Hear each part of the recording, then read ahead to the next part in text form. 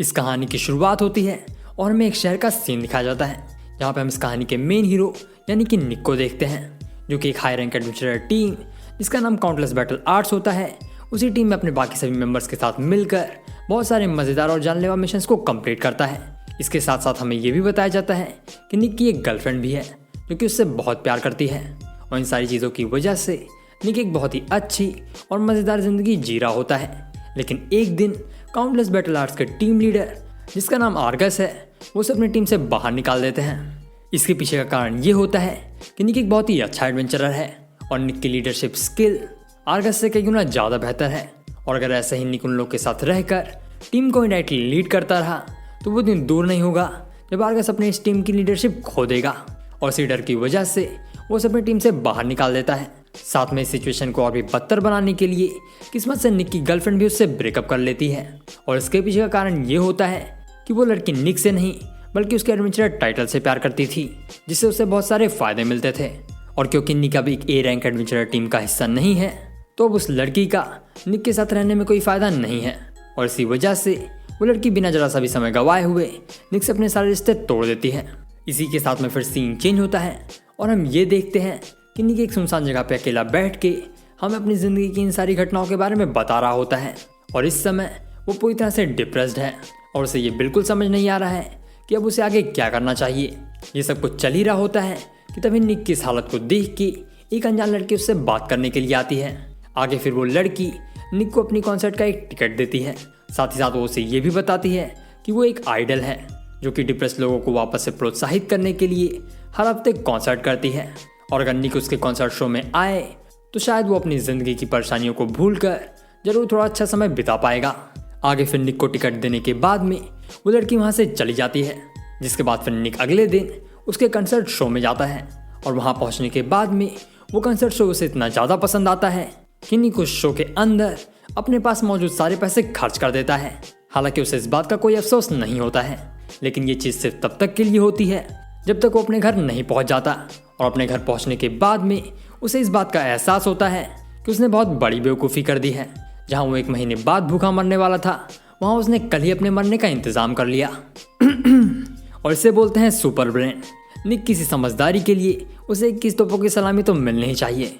इसी के साथ में फिर सीन चेंज होता है और हम अगले दिन का ही सीन देखते हैं जहाँ पर हमें ये दिखाया जाता है कि निक एडवेंचर गिल्ड के अंदर एक नई एडवेंचर टीम बना के अपनी ज़िंदगी की एक नई शुरुआत करने के लिए गया हुआ है और वहाँ पहुँचने के बाद में वो अपनी नई टीम के लिए कुछ नए लोगों को ढूंढने लगता है और बस थोड़ी ही देर के अंदर उसे एक ऐसा एडवेंचरर मिल जाता है जिसने अभी तक किसी भी टीम को ज्वाइन नहीं किया है। जिसके बाद निक बिना किसी देरी के उस एडवेंचरर से बात करने के लिए जाता है, लेकिन जैसे ही वो उस एडवेंचरर को बात करने के लिए बुलाता है वैसे उसे अपने पुराने एडवेंचरर टीम के लीडर यानी कि आर्गस की वही बातें याद आने लगती हैं जिसकी वजह से आर्गस ने उसे अपनी टीम से बाहर निकाला था और उन्हीं यादों की वजह से निक उस नए एडवेंचरर से बात नहीं कर पाता है और एक दूसरा आदमी उसे अपनी टीम को ज्वाइन करने के लिए अपने साथ में लेके चला जाता है। आगे फिर यही सिलसिला चलता रहता है और रात हो जाती है और रात के समय हम ये देखते हैं कि निक अपनी नई एडवेंचरर टीम में किसी भी नए एडवेंचर को शामिल नहीं कर पाया है और इसी वजह से वो एडवेंचर गिल्ड के बार एरिया में बैठ के दुख भरे जाम पी रहा है। वो अपने दुख भरे जाम पी ही रहा होता है कि तभी वहाँ पे 3 अनजान लोग आ जाते हैं जो कि निक की टेबल पे खाली जगह देख करके उसी के साथ बैठ जाते हैं। वहीं दूसरी तरफ उन लोग को ऐसा करता हुआ देखकर निक उन तीनों लोगों को अपनी एडवेंचर टीम में इनवाइट करने के बारे में सोचने लगता है, लेकिन उन लोग को तुरंत इनवाइट करने से पहले उन लोग को अपने एडवेंचर एक्सपीरियंस से एनालाइज करने लगता है।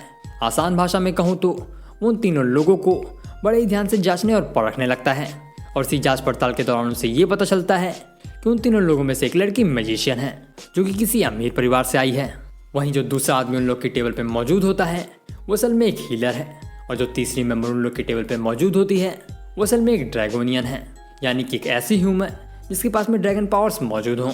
आगे फिर उन सभी लोगों को एनालाइज करने के बाद में वो एक और जाम बनाता है और ये वाला जाम वो अपनी ज़िंदगी में अब तक हुई सारी बुरी चीज़ों को भुला के अपनी ज़िंदगी की एक नई शुरुआत करने के लिए बनाता है और इस जाम को पीते हुए वो अपने साथ हुई अब तक की सारी बुरी यादों को याद करने लगता है और उन सभी यादों को याद करने के बाद में वो एक फ़ैसला लेता है और वो फैसला ये होता है कि जिन लोगों ने भी उसके साथ बुरा किया है वो उन लोगों से बेहतर बन के उन सभी लोगों से बदला लेगा और ऐसा सोच करके वो अपने जाम वाले ग्लास को तेजी से टेबल पे पटकता है।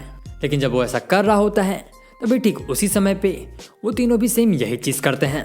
और इस सिचुएशन को देख करके उन चारों को यह एहसास होता है कि उन चारों की ज़िंदगी बिल्कुल एक जैसी ही है। और यहीं पे हमें इन तीन लोग की पास्ट लाइफ के कुछ फ्लैशबैक दिखाए जाते हैं, जहाँ पे सबसे पहले हम उस मैजिशियन का फ्लैशबैक देखते हैं, जिसमें हमें ये पता चलता है कि लड़की असल में एडना फेल्ड क्लैन के लीडर की बेटी है, जो कि अपने मैजिकल एकेडमी की one of the best magician में से एक है। और इसका नाम टियाना है, जो कि लगभग सभी तरीके की मैजिकल स्पेल्स को परफॉर्म कर सकती है। इसके साथ साथ में हमें ये भी बताया जाता है कि इसकी मैरिज एक बहुत ही अमीर परिवार के इकलौते लड़के जिसका नाम एलेक्स है उसी के साथ में तय की गई है। लेकिन एलेक्स, जो कि इसी की क्लास का एक स्टूडेंट भी है, वो टियाना जितना बेहतर मैजिक नहीं कर सकता है और इसी वजह से वो अंदर ही अंदर टियाना से नफरत करता है। और एक दिन जब वो लोग एक मीट क्लब में एक दूसरे से मिल रहे होते हैं, उस समय एलेक्स टियाना से अपने और अपने परिवार के बीच में हुई मैरिज एग्रीमेंट को तोड़ने का फैसला करता है। आगे जब टियाना के घर वालों को ये बात पता चलती है तो मैरिज एग्रीमेंट टूटने की वजह से वो लोग उसे अपने घर से बाहर निकाल देते हैं, जिसके बाद वो अपनी ज़िंदगी की एक नई शुरुआत करने के लिए एक दूसरे शहर आती है। और शहर में वो एक नई जॉब की तलाश करने लगती है, लेकिन काफ़ी खोजने के बावजूद भी उसे कोई भी ऐसी नौकरी नहीं मिलती जो कि उसके लिए सही हो। और इस सिचुएशन को देखकर वो अपने पास मौजूद सारे पैसे को बेटिंग मैच में लगाने का फैसला करती है। और इसी फैसले के साथ में वो अपना सारा पैसा एक घोड़े के मैच पर लगा देती है। और किस्मत से वो घोड़ा अपनी पहली रेस जीत जाता है, जिसकी वजह से टियाना का लगाया हुआ वो पैसा बिना किसी परेशानी के डबल हो जाता है। और इस चीज़ को देखकर टियाना काफ़ी खुश हो जाती है, जिसके बाद में वो अपने पैसे को और भी बहुत सारे बेटिंग मैचेस में किस्मत के भरोसे लगाने लगती है। और बस थोड़ी ही देर में वो अपने सारे पैसे हार जाती है और निराश होकर वहाँ से वापस आने लगती है। आगे फिर रास्ते में उस एडवेंचर गिल्ड के बारे में पता चलता है, जहाँ पे वो बड़ी उम्मीद के साथ में एक एडवेंचर टीम को ज्वाइन करने के लिए आती है। लेकिन उसके सीरियस और डरावने चेहरे को देखकर जितने भी एडवेंचरर उससे बात करने के लिए आते हैं वो लोग टियाना से डरकर भाग जाते हैं। और इसी तरह पूरा दिन बीत जाता है और रात के समय वो भी थका कर दुख में एडवेंचर गिल्ड की फ्री वाली जाम पीने के लिए आती है। और इसी के साथ में हम लोग प्रेजेंट में वापस आ जाते हैं, जहाँ पे टियाना ये सारी बातें उन चारों को बता रही होती है। आगे फिर उसकी पास्ट लाइफ के बारे में जानकर सभी को काफ़ी अफसोस होता है। हालांकि वो सभी लोग एक दूसरे के साथ में अपनी फीलिंग्स को शेयर नहीं करते हैं। और इस चीज़ को देखकर निक बिना ज़रा सा भी समय गंवाए हुए उस टेबल पे मौजूद दूसरे आदमी से उसके बारे में पूछने लगता है। और निक के सवाल पे वो आदमी यानी कि जैम अपने बारे में निक को ये बताता है कि वो एक प्राइस्ट हुआ करता था, जो कि मेडलर नाम के एक छोटे से शहर में लोगों को अपनी हीलिंग पावर से ठीक करके एक साधारण जिंदगी जिया करता था। इसके साथ साथ में वो उन लोग को ये भी बताता है कि उस गांव में एक छोटी लड़की भी थी जिसका नाम मेरिल था, जिसे जैम काफ़ी पसंद हुआ करता था और वो अपना सारा समय जैम के साथ ही बिताया करती थी। हालांकि एक दिन मेरिल अपनी फीलिंग्स के बारे में जैम को बताने का फैसला करती है, लेकिन जब ये सारी बातें जैम को बताती है तो जैम बड़े ही प्यार से उसे ये समझाने लगता है कि ये पॉसिबल नहीं है, क्योंकि वो एक प्राइस्ट है और इसलिए बेहतर यही होगा कि वो अपने दिमाग से इस ख्याली पुलाव को जितना जल्दी हो सके उतना जल्दी बाहर निकाल दे। और मेरिल को ये सारी बातें समझाने के बाद में जैम वापस अपने काम पे लग जाता है। वहीं दूसरी तरफ मेरिल को जैम की ये बात पसंद नहीं आती है और इसी वजह से वो जैम को सबक सिखाने के लिए एक प्लान बनाती है। इसी के साथ में फिर सीन चेंज होता है और हमें अगले दिन का ही सीन दिखाया जाता है, जहाँ पर हम ये देखते हैं कि जैम हर दिन की तरह ही शांति से लोगों की मदद कर रहा है। वो लोगों की मदद कर ही रहा होता है कि तभी वहाँ पे अचानक से उस गांव के कुछ पुलिस वाले आ जाते हैं, जो कि वहाँ पे आके जैम को पकड़ करके ले जाने लगते हैं। जिसके बाद यहाँ पे हमें ये पता चलता है कि इन सारी चीज़ों के पीछे असल में मेरिल का हाथ है, जिसने जैम से बदला लेने के लिए उसके ऊपर एक केस किया है। और वो केस तुम लोग समझ गए होगे किस चीज़ का है। आगे फिर जैम को 3 महीनों तक जेल में सड़ने के लिए छोड़ दिया जाता है और 3 महीनों के बाद वो लोग उसे पूरे शहर के सामने बेइज्जत करके उसे शहर से बाहर निकाल देते हैं। आगे फिर हम ये देखते हैं कि काफ़ी समय के बाद जैम ने वापस अपनी हीलिंग पावर्स का इस्तेमाल करके लोगों की मदद करनी शुरू कर दी है, लेकिन अब उसका पेमेंट लेने का तरीका काफ़ी बदल चुका है। और ऐसे ही एक दिन जब वो एक औरत का इलाज कर रहा था, तब उसी इलाज के दौरान वो औरत उसकी मेडिकल स्किल से इम्प्रेस होकर के उसे लेबरेंट सिटी के बारे में बताती है, जहाँ पे बहुत सारे एडवेंचरर्स किसी बड़ी एडवेंचर टीम को ज्वाइन करके अपनी ज़िंदगी की एक नई शुरुआत करने के लिए जाते हैं। और अगर जैम की किस्मत अच्छी रही तो उसकी इतनी बेहतरीन हीलिंग स्किल की वजह से उसे किसी न किसी बड़ी टीम को ज्वाइन करने का मौका मिल ही जाएगा, जिसके बाद उसे इस तरह घर घर जा करके दूसरों का इलाज करके पैसे कमाने की जरूरत नहीं पड़ेगी। आगे फिर उस औरत की इन बातों को सुनकर वो लेब्रिन सिटी में एडवेंचर गिल्ड को ज्वाइन करने के लिए आता है। और उसके बाद क्या हुआ ये हमने पहले ही देख रखा है। इसी के साथ में जेम की बैक स्टोरी यहीं पे खत्म होती है और बारी आती है उस ड्रैगोनियन की, जो कि उस टेबल पे मौजूद चौथी मेंबर होती है। हालांकि वो ड्रैगोनियन अपनी पास्ट लाइफ के बारे में उन सभी लोग को ज़्यादा तो नहीं बताती है, उन सभी लोग को बस इतना बताती है कि उसकी एक बहुत ही कीमती चीज़ किसी ने उससे छीन ली है और ये काम जिस आदमी ने किया है उससे वो सबसे ज़्यादा प्यार करती थी। आसान भाषा में कहूँ तो इन्हें भी धोखा मिला है। इसी के साथ में फिर सीन बदलता है और हम अगले दिन का ही सीन देखते हैं, जहाँ पर हमें ये दिखाया जाता है कि वो सभी लोग जाम के नशे में टियाना के घर पे सोए पड़े हैं। और जब उन सभी लोग की नींद खुलती है तो होश में आने के बाद में टियाना बिना किसी देरी के उन सभी लोग को अपने घर से बाहर निकाल देती है, जिसके बाद वो सभी लोग वहाँ से चुपचाप जाने लगते हैं। हालांकि जब वो लोग वहाँ से जा रहे होते हैं तभी निक को एक आइडिया आता है और वो आइडिया ये होता है कि वो उन चारों लोग के साथ मिलकर अपनी एक एडवेंचर टीम बना सकता है और वो सभी लोग एक साथ मिल करके अपनी ज़िंदगी की एक नई शुरुआत कर सकते हैं। जिसके बाद में अपने इस आइडिया को उन सभी लोग को बताता है और बस थोड़ी मोटिवेशनल गोली देने के बाद में वो सभी लोग निक की बात मानकर उसके साथ एडवेंचर टीम ज्वाइन करने के लिए मान जाते हैं। आगे फिर वो लोग बिना किसी देरी के एडवेंचर गिल्ड के अंदर अपनी इस नई टीम को ऑफिशियली रजिस्टर करने के लिए जाते हैं और काफ़ी देर तक सोचने के बाद में निक अपनी इस नई टीम का नाम सर्वाइवर्स रखता है। जिसके बाद में फिर सीन बदलता है और हम रात का सीन देखते हैं, जहाँ पर हमें ये दिखाया जाता है कि निक अपनी इस नई टीम के अंदर कई सारे नियम बना रहा है और क्योंकि वो सभी लोग एक दूसरे के ऊपर भरोसा नहीं करते हैं इसलिए उन चारों लोगों को 3 स्पेशल नियमों को मानना होगा। जिसमें से पहला नियम ये होता है कि सर्वाइवर टीम का कोई भी मेंबर अपने किसी दूसरे मेंबर की हॉबी या उसकी पर्सनल जिंदगी में कोई भी दखल अंदाजी नहीं करेगा। सभी लोग एक दूसरे से बस एडवेंचर जितना ही रिश्ता रखेंगे। आसान भाषा में बोलूँ तो सभी लोग एक दूसरे से बस काम जितना ही मतलब रखेंगे। इसके बाद बारी आती है दूसरे नियम की और वो नियम ये होता है कि वो सभी लोग अपनी टीम की फंडिंग पे पूरी नज़र रखेंगे और जितना ज़्यादा हो सकेगा उतना ज़्यादा पैसे कमाने की कोशिश करेंगे। और रही बात तीसरे नियम की तो वो ये होता है कि चाहे वो सभी लोग कितने भी बड़े और ख़तरनाक मिशन को पूरा कर रहे हों उन्हें हमेशा जिंदा लौट करके वापस आना है। आसान भाषा में बोला जाए तो मिशन पूरा करने के दौरान उन्हें इस बात का ध्यान रखना है कि सर्वाइवर टीम के किसी भी मेंबर की जान ना जाने पाए और वो लोग सही सलामत अपने हर मिशन को पूरा करके वापस घर लौट पाएँ। आगे फिर इन नियमों को बनाने के बाद में निक सभी लोगों को उनके काम बताता है और उन कामों में निक खुद को पैसों के हिसाब किताब करने का काम सौंपता है। और रही बात टियाना और जेम की तो उन दोनों को उन पैसों के बनाए गए रिकॉर्ड्स के हिसाब से उन पैसों को मैनेज करने का काम मिलता है। वहीं दूसरी तरफ उस ड्रैगोनियन को उन पैसों को सेफ लॉकर में रख के उसकी सुरक्षा की जिम्मेदारी दी जाती है। हालांकि ये सारी चीज़ें चली रही होती हैं तभी जेम निक से एक बात कहता है और वो बात ये होती है कि जेम सभी लोगों को ज़्यादा मुश्किल काम दे रहा है और खुद को एक बॉस की तरह बस हिसाब किताब करने का काम दे करके उन सभी लोगों के साथ में नाइंसाफ़ी कर रहा है।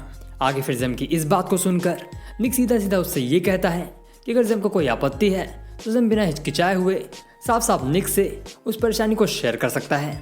और निक की इस बात को सुनकर जेम उससे आगे कुछ बोलने ही वाला होता है कि तभी टियाना उन दोनों की बात को रोकते हुए उन दोनों से ये कहती है कि जिस हिसाब से निक ने ये सारी चीज़ों को ऑर्गेनाइज किया है उस हिसाब से पैसों का सारा कंट्रोल उन तीनों के ही हाथ में होगा, जिससे कि पैसों को मैनेज करने की और उसे सेफ रखने की जिम्मेदारी उन्हीं तीनों की होगी, जिसकी वजह से निक का दिमाग इन सारी मुसीबतों से दूर रहेगा, जिसकी वजह से वो हमारी टीम की बाकी सभी मुसीबतों को सुलझाने में अपना ज़्यादा समय दे पाएगा।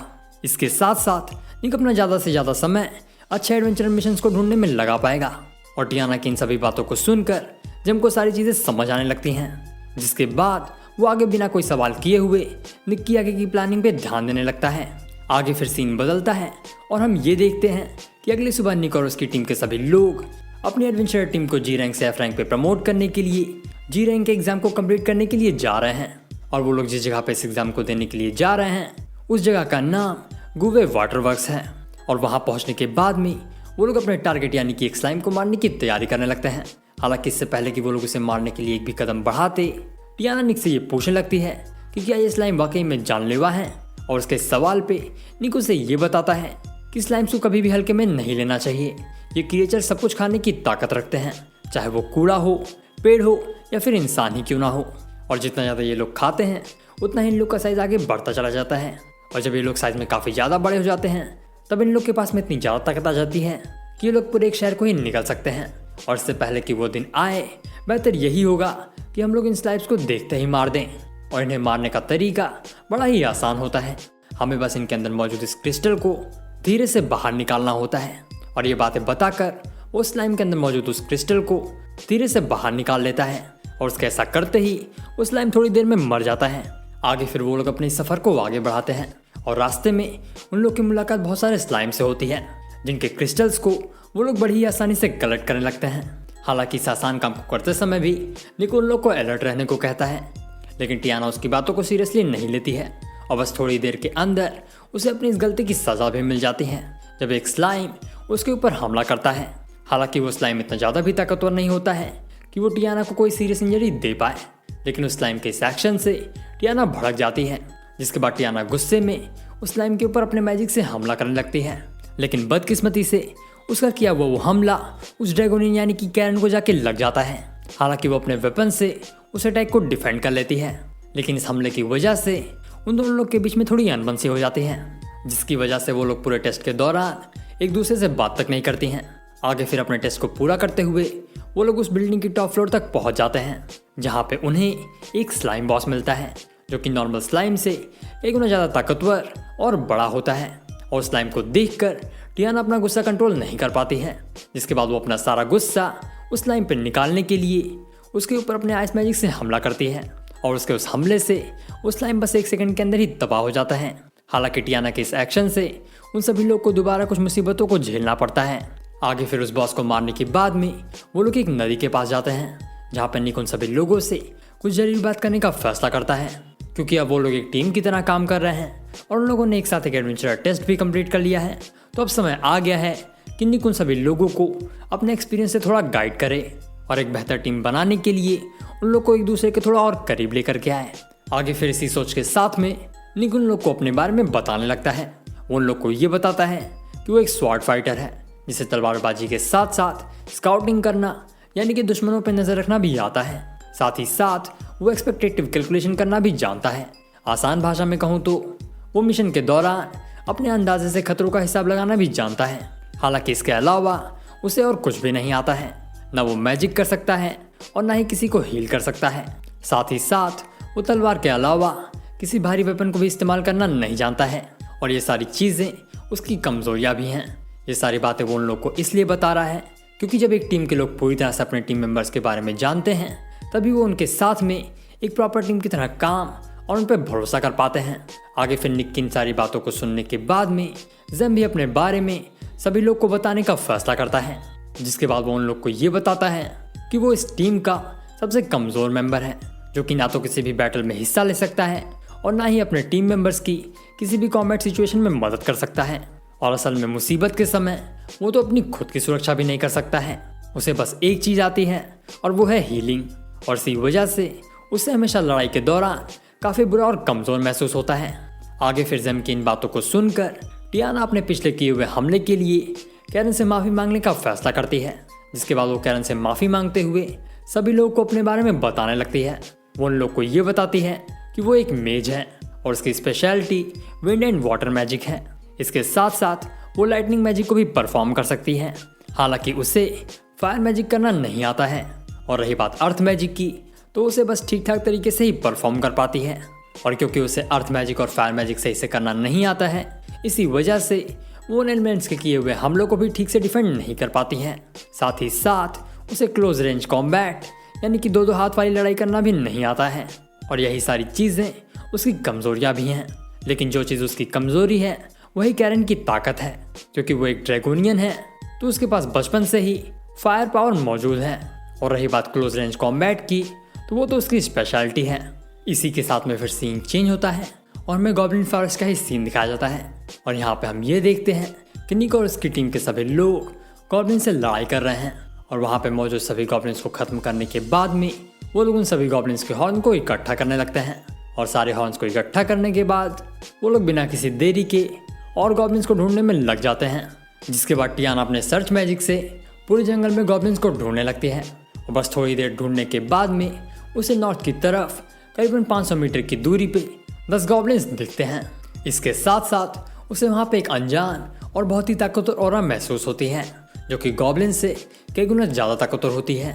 और जैसे ही उन लोगों को उस अनजान ऑरा वाले मॉन्स्टर के बारे में पता चलता है, वैसे ही वो लोग बड़ी ही सावधानी के साथ में उससे लड़ने के लिए जाने लगते हैं। और वहाँ पहुँचने के बाद में उन्हें ये पता चलता है कि ये ऑरा असल में ऑग्रे की है, जो कि गॉब्लिन्स का इवॉल्व्ड रूप होता है। और ये नॉर्मल गॉब्लिन से कई गुना ज़्यादा ताकतवर होते हैं। साथ ही साथ ये लोग मैजिक रेजिस्टेंट भी होते हैं। इसका मतलब ये है कि इन लोग के ऊपर मैजिक सही से काम नहीं करता है।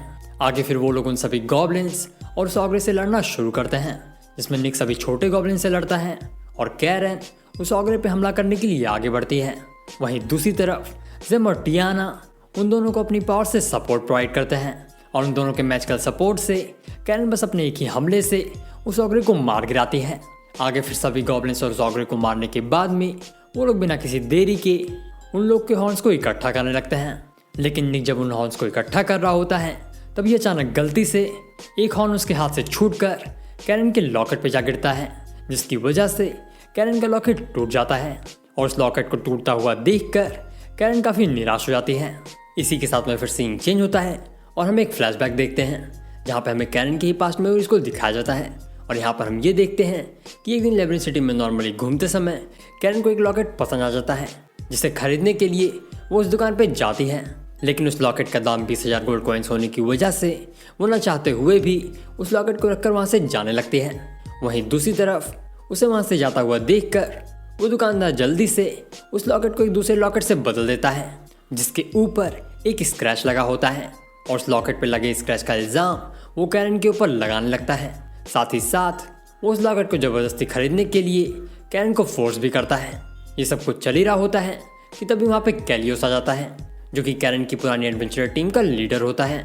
और वो वहाँ पे आकर उस दुकानदार को उसी की जाल में फंसा के उससे वो लॉकेट फ्री में ले लेता है, जिसके बाद वो बिना किसी देरी के वो लॉकेट कैरन को पहनने के लिए दे देता है। आगे फिर कैरन कैलियोस के साथ में हर दिन की तरह ही एक नया एडवेंचर मिशन पे जाती है। और वहाँ पे उन लोग की लड़ाई एक स्टार के मॉन्स्टर से होती है, जिसे कैरन बड़ी ही आसानी से हरा के थोड़ी ही देर के अंदर खत्म कर देती है। लेकिन उस मॉन्स्टर को मारने के बाद में उनका मिशन वहीं पे खत्म नहीं होता है। असल में वो लोग एक स्टार के पॉट स्नेक को मारने के लिए वहाँ पे गए होते हैं, जो कि उसी गुफा के सबसे अंदर हिस्से में रहता है। और उस पॉट स्नेक को ढूंढने के बाद में वो लोग उसे मारने के लिए एक प्लान बनाने लगते हैं, जिसमें कैरन को उस स्नेक का ध्यान भटकाना होता है। वहीं दूसरी तरफ कैलियोस अपने साथियों के साथ में उस स्नेक को मारने की तैयारी करने का फैसला करता है। आगे फिर कैलियोस की बात मान करके कैरन उस स्नेक का ध्यान भटकाने में लग जाती है। लेकिन ऐसा करने के दौरान वो स्नेक के पॉइजन अटैक से बुरी तरह इंजर्ड हो जाती है। वहीं दूसरी तरफ कैलियोस सही मौका देख करके उस स्नेक को मार देता है। हालांकि यहाँ तक तो सब कुछ ठीक था, लेकिन सिचुएशन तब बदल जाती है जब कैलियोस कैरन की मदद करने के बजाय उसका ड्रैगन क्रिस्टल उससे छीन करके वहाँ से अपने साथियों के साथ में चला जाता है और कैरन को वहीं पर तड़प तड़प के मरने के लिए छोड़ देता है। हालांकि बुरी तरह घायल होने के बावजूद भी कैरन हार नहीं मानती है और किसी तरह गिरते पड़ते हुए वो कैलियोस से अपना ड्रैगन क्रिस्टल वापस लेने के लिए उसका पीछा करने लगती है। लेकिन इतना करने के बावजूद भी जब तक उस घर पे वापस आती है जहाँ पे कैलियोस और उसकी टीम के सभी लोग रहा करते थे, तब तक कैलियोस अपने बाकी सभी साथियों के साथ में वहाँ से जा चुका होता है। और वो कहाँ गया है इसके बारे में किसी को भी कोई जानकारी नहीं होती है। और ये सारी चीज़ें जानने के बाद में कैरन काफ़ी निराश हो जाती है, जिसके बाद वो उस ड्रैगन क्रिस्टल के बारे में सोचने लगती है, जो कि उसे उसके ड्रैगन रेस के एक एंसेस्टर ने इंसानों की मदद करने के लिए और दुनिया में शांति बनाए रखने के लिए एक ब्लेसिंग के तौर पे दिया था।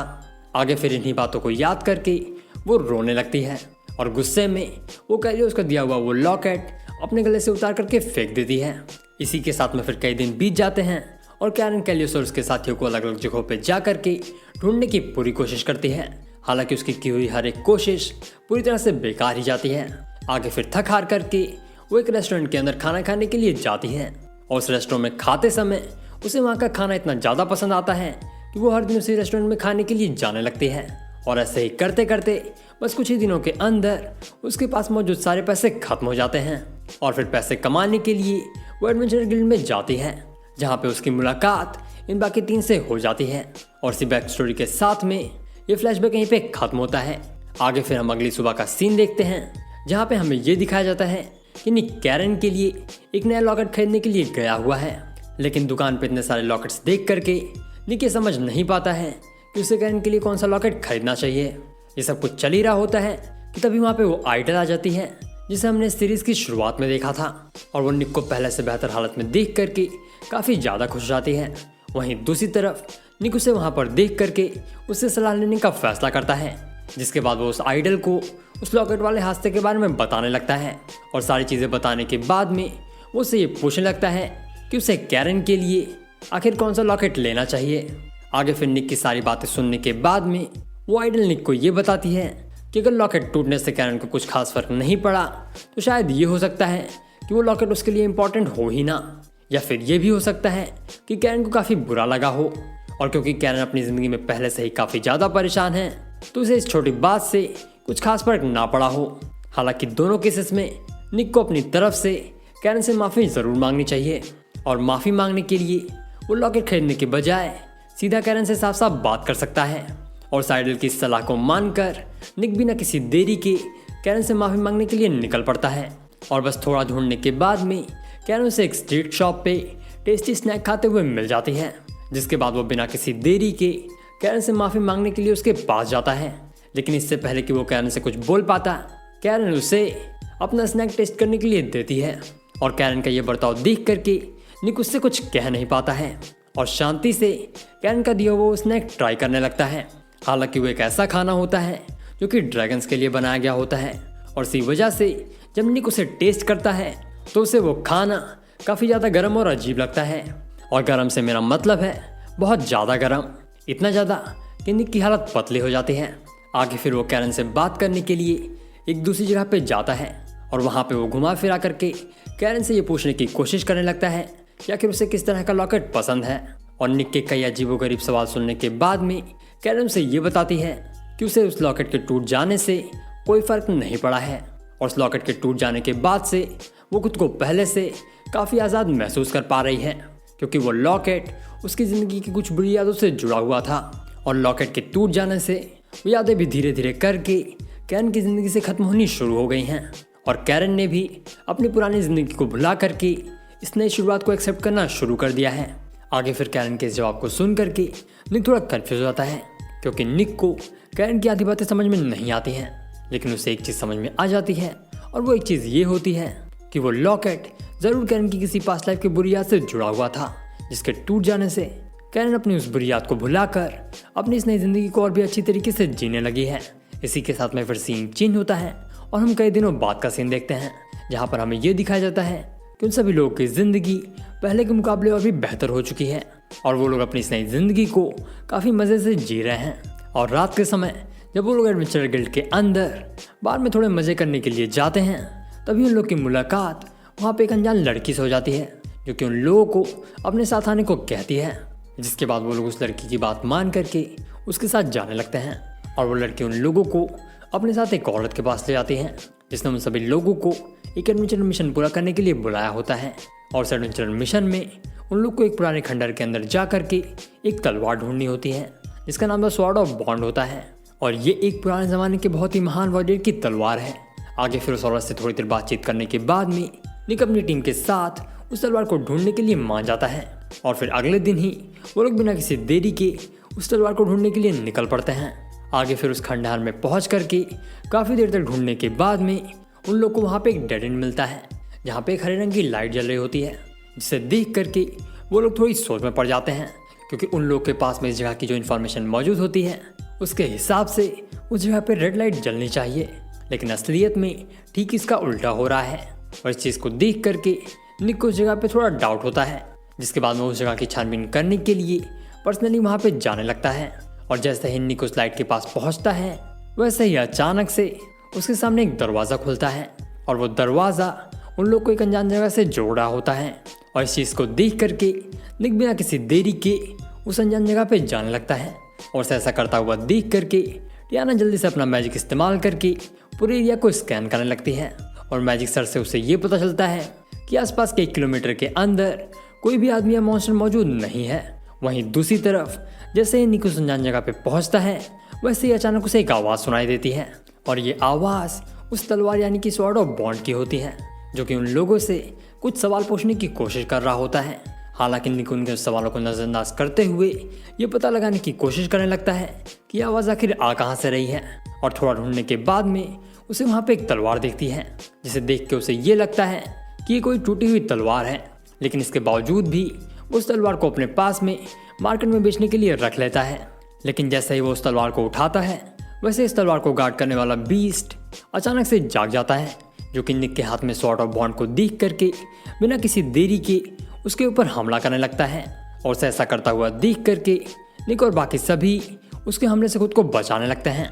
जिसके बाद में एक सही मौका देख करके टियाना उसके ऊपर अपने मैजिक से हमला करने लगती है, और टियाना को हमला करता हुआ देख करके कैरन भी उस बीस्ट को मारने के लिए तेजी से जाने लगती है।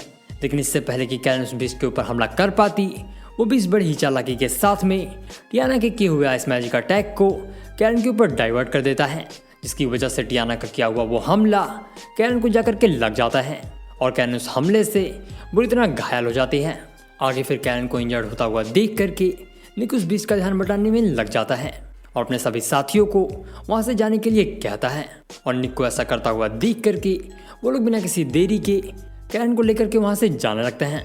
वहीं दूसरी तरफ निक उस बीस्ट को हराने के लिए कोई तरीका सोच ही रहा होता है कि तभी अचानक उसे एक और आवाज़ सुनाई देती है, और ये आवाज़ भी स्वॉर्ड ऑफ बॉन्ड की ही होती है, जो कि उसे उस मॉन्स्टर से लड़ने के लिए उसका इस्तेमाल करने की सलाह दे रहा होता है।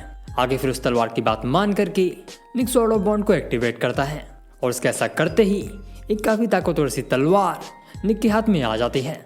और निक इस चीज़ को देख करके बिना ज़रा सा भी समय गंवाए हुए उस बीस्ट के ऊपर हमले करने लगता है। लेकिन उसके उन हमलों से उस बीस्ट को कुछ खास फर्क नहीं पड़ता, और इस चीज़ को देख करके निक उस तलवार के ऊपर चिल्लाने लगता है। जिसके बाद स्वॉर्ड ऑफ बॉन्ड उसे ये बताता है कि निक ने अभी उसकी फुल पावर इस्तेमाल करने की क्राइटेरिया को पूरा नहीं किया है, और इसी वजह से उस स्वॉर्ड ऑफ बॉन्ड की पूरी ताकत को इस्तेमाल नहीं कर सकता है। और स्वॉर्ड ऑफ बॉन्ड की इस बात को सुन करके वो उससे उस क्राइटेरिया के बारे में पूछने लगता है, और निक के सवाल पे स्वॉर्ड ऑफ बॉन्ड उसे ये बताता है कि उसकी पूरी ताकत इस्तेमाल करने के लिए उसे एक पार्टनर की ज़रूरत होगी, और इन दोनों के बीच में बने हुए टच बॉन्ड के हिसाब से ही स्वॉर्ड ऑफ बॉन्ड उन्हें अपनी पावर्स प्रोवाइड करेगा। मतलब कि जितना ताकतवर रिश्ता उतनी ही ज़्यादा ताकत। ये सारी बातचीत चल ही रही होती है कि तभी वो बीस्ट निक के ऊपर हमला कर देता है, और उसके उस हमले से निक घायल होकर के एक गड्ढे में जाकर गिर जाता है। और ऐसा होता हुआ देखकर टियाना अपने मैजिक से उस बीस्ट को जमाने की कोशिश करती है, लेकिन वो बीस्ट इतना ज़्यादा ताकतवर होता है कि वो बस कुछ ही सेकंड्स के अंदर उस मैजिक को तोड़ करके बाहर आ जाता है। हालांकि इसके बावजूद भी टियाना हार नहीं मानती है, और उस बीस्ट पे बार बार अपने फ्रीज मैजिक का इस्तेमाल करके वो निक के लिए थोड़ा समय निकालने की कोशिश जारी रखती है। वहीं दूसरी तरफ कैरन निक की मदद करने के लिए उसके पास आती है, उसे पत्थरों के बीच में से बाहर निकालने की कोशिश करने लगती है, और बस थोड़ी ही देर के अंदर ही वो निक को सही सलामत उस गड्ढे से बाहर निकालने में कामयाब भी हो जाती है। और जैसे ही निक उस गड्ढे से बाहर आकर कैरन के पास खड़ा होता है, वैसे ही अचानक स्वॉर्ड ऑफ बॉन्ड चमकने लगता है। वहीं दूसरी तरफ कई बार फ्रीज मैजिक इस्तेमाल करने की वजह से टियाना की सारी पावर्स खत्म हो जाती हैं, और वो बीस्ट टियाना को खत्म करने के लिए धीरे धीरे आगे बढ़ रहा होता है। लेकिन इससे पहले कि वो उन दोनों के ऊपर हमला कर पाता, निक कैरन और स्वॉर्ड ऑफ बॉन्ड के साथ एक बॉन्ड बनाकर उस बीस्ट को एक झटके में ही मार देता है। और इस चीज़ को देख करके टियाना और जैम दोनों का मुंह खुला का खुला रह जाता है। इसी के साथ में फिर सीन चेंज होता है, और हम एडवेंचर गिल्ड का ही सीन देखते हैं, जहाँ पर हमें ये दिखाया जाता है कि निक स्वॉर्ड ऑफ बॉन्ड को लेकर के एडवेंचर गिल्ड में गया हुआ है। हालांकि वहाँ पहुँचने के बाद में वो उस तलवार को बेचने से साफ साफ मना कर देता है, और निक के इस फैसले को जान करके सभी लोग को काफ़ी हैरानी होती है। लेकिन क्योंकि इस तलवार को निक ने ही खोजा है, तो इसी वजह से उन लोग को ना चाहते हुए भी निक के इस फैसले को मानना ही पड़ता है। आगे फिर वो लोग उस तलवार को लेकर के एडवेंचर गिल्ड से चले जाते हैं, और रास्ते में हम एक नए बच्चे को देखते हैं, जो कि असल में स्वॉर्ड ऑफ बॉन्ड का ह्यूमन फॉर्म होता है। और क्योंकि निक अब स्वॉर्ड ऑफ बॉन्ड का नया ओनर बन चुका है, तो स्वॉर्ड ऑफ बॉन्ड भी अब निक के साथ ही रहने वाला है। इसी के साथ में फिर सीन एक और बार बदलता है, और हम ये देखते हैं कि निक और बाकी सभी लोग टियाना के घर पे अपने से एडवेंचर से कमाए हुए पैसे को आपस में बांट रहे हैं, और सभी लोग को उनका हिस्सा देने के बाद में निक अपना हिस्सा लेकर के उसी आइडल का शो दोबारा देखने के लिए निकल पड़ता है, जिसे हमने सीरीज की शुरुआत में देखा था। वहीं दूसरी तरफ टियाना भी अपने हिस्से के पैसों को लेकर के दोबारा से बैटिंग में लगाने के लिए जाने लगती है, लेकिन स्वॉर्ड ऑफ बॉन्ड को अकेला देख करके वो उसे भी अपने साथ ले जाने का फैसला करती है, जिसके बाद वो दोनों भी अपने सफ़र पर निकल पड़ते हैं। आगे फिर सीन चेंज होता है और हम कई दिनों बाद का सीन देखते हैं, जहाँ पर हमें ये दिखाया जाता है कि कई दिनों तक मज़े करने के बाद में सर्वाइवर टीम्स के सभी लोग दोबारा से अपने पुराने मिशंस को कंप्लीट करने के लिए एक साथ एक रेस्टोरेंट के अंदर बैठ करके आराम से प्लानिंग कर रहे हैं। और सभी लोग को वहाँ पे मौजूद देख करके निक उन सभी लोगों को कुछ ज़रूरी सामान देता है, जिसमें से पहला सामान एक जादुई अबेकस होता है, जिसे वो टियाना को देता है ताकि टियाना बिना किसी दिक्कत के आसानी से पैसों का हिसाब कर पाए। और दूसरा सामान एक जादुई चाबी होती है, जिसे वो जेम को देता है। और ये चाबी उस लॉकर की होती है जिसके अंदर वो लोग अपने सारे पैसों को रखने वाले हैं। और रही बात तीसरे सामान की, तो वो एक जादुई बॉक्स होता है जिसे वो कैरन को देता है। और सारी चीज़ें देने के बाद में उन सभी लोगों को ये बताता है कि इस समय उन लोग के पास में एक समय का खाना खाने भर का भी पैसा नहीं बचा है, इसीलिए उन लोग को बिना समय गंवाए हुए एडवेंचरर गिल्ड के अंदर जल्दी से मिशंस के लिए जाना चाहिए। आगे फिर वो लोग एडवेंचरर गिल्ड से एक मिशन एक्सेप्ट करके एक बड़े से बीस्ट को मारने के लिए जाते हैं। और उस बीस्ट को देखते ही स्वॉर्ड ऑफ बॉन्ड उसे मारने के लिए तेजी से उसके ऊपर एक हमला करता है।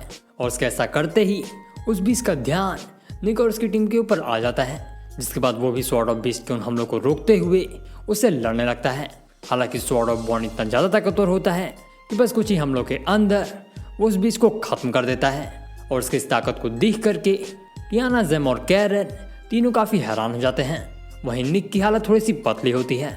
इसके पीछे का कारण ये होता है कि इस लड़ाई में स्वॉर्ड ऑफ बॉन्ड ने जितनी भी पावर और एनर्जी इस्तेमाल की है वो असल में निक की होती है। और स्वॉर्ड ऑफ बॉन्ड के ऐसा करने की वजह से निक अब पूरी तरह से थक चुका है। आगे फिर उस बीस्ट को मारने के बाद में वो लोग कुछ खाने के लिए जाते हैं, लेकिन वो लोग जिस जगह पे जाते हैं वो जगह असल में निक की पुरानी गर्लफ्रेंड से जुड़ी हुई होती है। और यहाँ पे उसका आना जाना भी होता रहता है।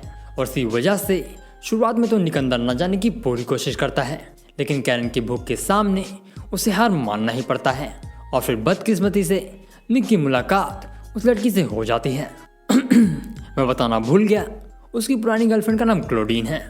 और वो इस समय एक नौसिखिए को, जो कि उसका नया बॉयफ्रेंड है, उससे झूठ बोल करके पैसे लेने की कोशिश कर रही है। आसान भाषा में बोलूँ तो वो उसे ठग रही है। वहीं दूसरी तरफ ये सब कुछ अपनी आंखों के सामने होता हुआ देख करके निक को ये एहसास होने लगता है कि उसका भी बिल्कुल ऐसा ही कटा था। जिसके बाद क्लोडीन को सबक सिखाने के लिए वो उनके टेबल पे थोड़ी प्यार भरी बातें करने के लिए जाता है। और निक को वहाँ पे आता हुआ देख करके क्लोडीन काफ़ी घबरा जाती है। जिसके बाद वो जल्दी से जल्दी वहाँ से भागने के लिए कई सारे बहाने बनाने लगती है। और उसे ऐसा करता हुआ देख करके निक मुस्कुराते हुए उसे वहाँ से जाने देता है। आगे फिर क्लोडीन के वहाँ से चले जाने के बाद में उसके नए बॉयफ्रेंड को ये समझ में आ जाता है कि उसे क्लोडीन ने उल्लू बनाया है। और अगर निक सही समय पर नहीं आता तो शायद वो अपने थोड़े पैसे भी गंवा देता। इसी के साथ में फिर सीन बदलता है और हम थोड़ी देर बाद का सीन देखते हैं, जहाँ पर हम ये देखते हैं कि निक अपने सभी साथियों के साथ बैठ करके कुछ ज़रूरी बात कर रहा है। वो उन लोगों से बात कर ही रहा होता है कि तभी वहाँ पे क्लोडीन अपने लीडर, जिसका नाम लियोन होता है, उसी के साथ निक से बदला लेने के लिए आई होती है। और वहाँ पहुँचने के बाद में वो निक के सर पे जूस गिराने लगती है। और उसे ऐसा करता हुआ देख करके कैरन भड़क जाती है। हालांकि वो उन लोगों के ऊपर निक के ऑर्डर्स के बिना कोई हमला नहीं करती है। वहीं दूसरी तरफ लियोन निक को रेस्टोरेंट के बाहर बातचीत करने के लिए बुलाता है। और बातचीत से मेरा मतलब है हाथों और पैरों वाली बातचीत।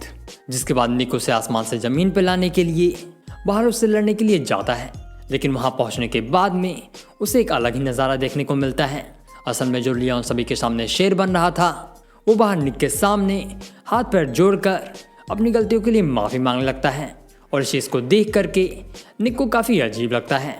जिसके बाद निक बिना किसी देरी के लियोन को पीटने लगता है। वो उसे पीट ही रहा होता है कि तभी एक अनजान आदमी उसके ऊपर पीछे से हमला कर देता है, जिसकी वजह से निक को थोड़ी चोटें आ जाती हैं। और ये सीन देख करके लियोन इस मौके का फ़ायदा उठाने का प्लान बनाता है। जिसके बाद वो निक को ठिकाने लगाने के लिए तेजी से आगे बढ़ने लगता है। लेकिन इससे पहले कि वो उसे कुछ कर पाता, कैरन और बाकी सभी लोग भी वहाँ पे आ जाते हैं।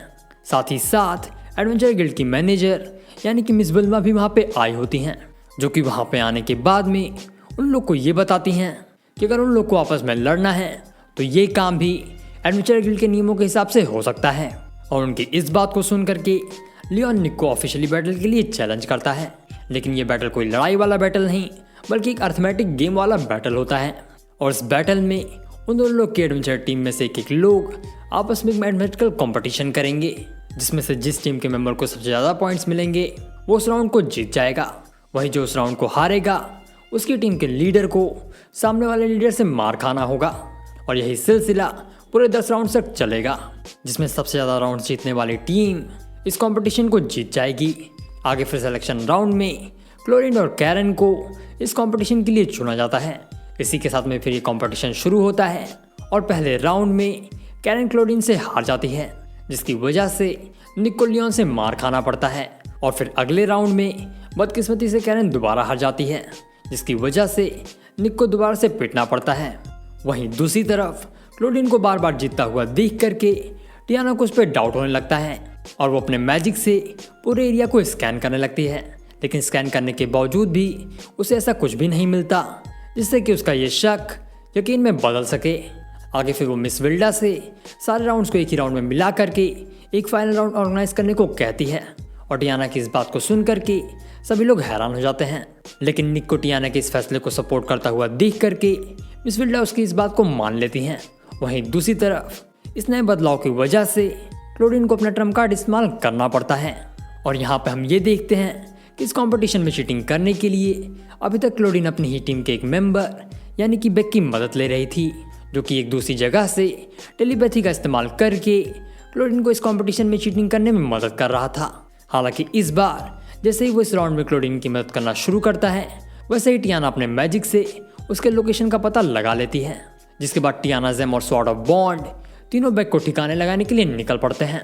वहीं दूसरी तरफ उन तीनों को वहां से जाता हुआ देख करके निक मुस्कुराते हुए लियोन से उसका हालचाल पूछने लगता है। साथ ही साथ वो लियोन से उसकी टीम के मेंबर यानी कि बेक के बारे में स्पेशली सवाल जवाब करने लगता है।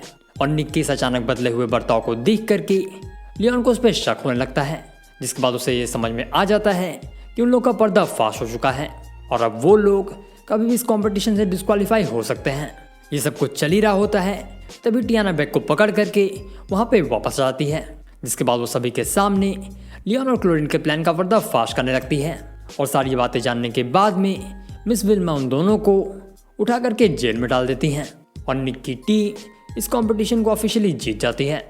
आगे फिर सीन बदलता है और हम लियोन को देखते हैं, जिसे जेल के अंदर एक सोल्जर टॉर्चर कर रहा होता है।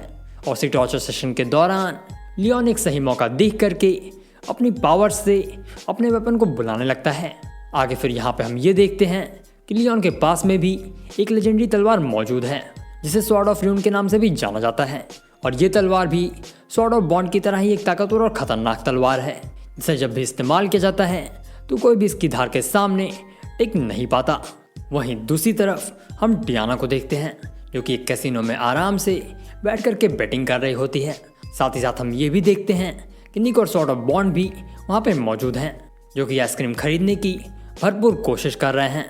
हालांकि सारी आइसक्रीम खत्म होने की वजह से उन लोग को थक हार करके निराशा के साथ टियाना के गेम खत्म होने तक का इंतजार करना पड़ता है। वो लोग इंतजार कर ही रहे होते हैं कि तभी वहाँ पे लियोन अपनी तलवार यानी कि स्वॉर्ड ऑफ ल्यून के साथ में निक को मारने के लिए आ जाता है, जहाँ पे उसकी मुलाकात टियाना से हो जाती है, जिसे देख के वो उससे निक का पता पूछने लगता है।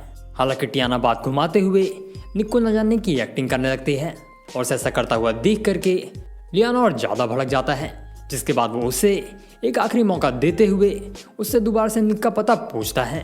और उसके इस रिएक्शन से टियाना पूरी तरह शांत हो जाती है, जिसके बाद वो मुस्कुराते हुए आखिरी बार एक सिगार जलाती है और शांति से उसे एंजॉय करने लगती है।